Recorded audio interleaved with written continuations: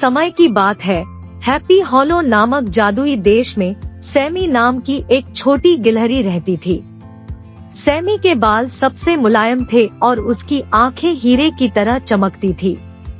वह पूरे जंगल में सबसे मिलनसार गिलहरी थी और अपने आसपास के सभी लोगों को मुस्कुराना पसंद करती थी।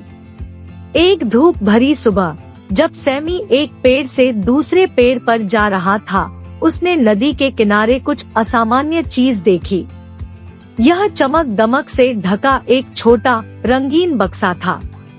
सैमी के दिल में जिज्ञासा भर गई और वह जांच करने से खुद को नहीं रोक सका।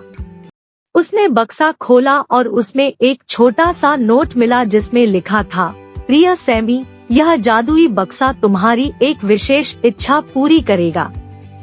सैमी की आंखें उत्तेजना से चौड़ी हो गई। उसने हमेशा एक पक्षी की तरह आकाश में उड़ने का सपना देखा था।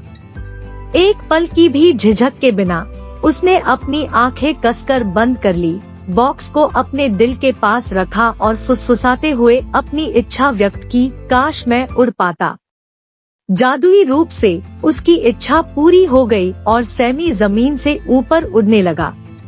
उसके छोटे छोटे पंजे उसे ऊपर और ऊपर उठा रहे थे और जल्द ही वह अपनी रोएंदार पूंछ के नीचे हवा को महसूस करते हुए आकाश में उड़ रहा था। यह उसके द्वारा अब तक अनुभव किया गया सबसे अविश्वसनीय एहसास था। जैसे ही सैमी ऊंची उड़ान भरने लगा, उसने एक पेड़ की शाखा पर बैठे पक्षियों के एक समूह को देखा। वे अपने बीच एक गिलहरी को उड़ते देखकर आश्चर्यचकित और भ्रमित दिखे। सैमी ने हंसते हुए उनका अभिवादन किया, हेलो मेरे पंखदार दोस्तों, देखो मैं भी उड़ सकता हूँ। बेनी, बेला और बैरी नाम के पक्षी सैमी की नई क्षमता से आश्चर्यचकित थे। उन्होंने अपने झुंड में उसका स्वागत किया और उसे आकाश में गोता लगाना, सरकना और लूप दी लूप करना सिखाया। सैमी जल्दी सीखता था और जल्द ही एक विशेषज्ञ फ्लायर बन गया। सैमी की अद्भुत उड़ान कौशल की बात पूरे जंगल में फैल गई और सभी जानवर उसे पेड़ों की चोटियों से ऊपर उड़ते हुए देखने आए। सैमी के दृढ़ संकल्प और बहादुरी से प्रेरित महसूस करते हुए उन्होंने खुशी मनाई और तालियां बजाईं। सैमी खुशी से झूम उठा, यह जानकर कि उसकी इच्छा इतने सारे लोगों के लिए खुशी लेकर आई है। एक दिन जब सैमी अपने साहसिक कार्य का आनंद ले रहा था, उसने बॉबी नामक एक पक्षी के बच्चे को एक शाखा पर अटका हुआ देखा। बॉबी अपने घोंसले से गिर गया था और उड़ने से बहुत डर रहा था।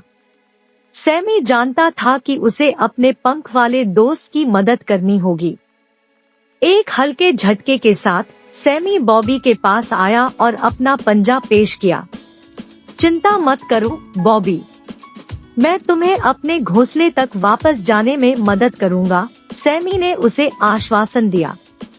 बॉबी ने विश्वास भरी आंखों से सैमी की ओर देखा और सैमी का पंजा कसकर पकड़ लिया।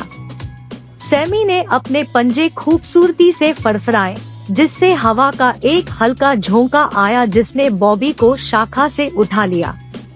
साथ में वे शाखाओं से बचते हुए और दोस्ती के गीत गाते हुए जंगल में उड़ गए। सैमी ने बॉबी को वापस उसके घोंसले में पहुंचाया, जहां उसके चिंतित माता पिता राहत से चहक रहे थे।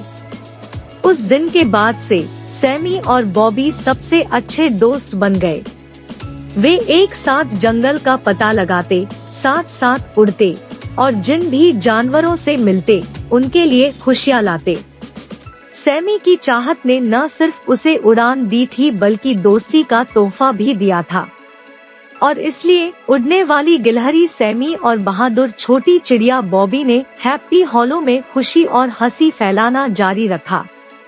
उन्होंने सभी को सिखाया कि थोड़े से साहस और दयालु हृदय से सपने सच हो सकते हैं और दोस्ती नई ऊंचाइयों तक पहुंच सकती है।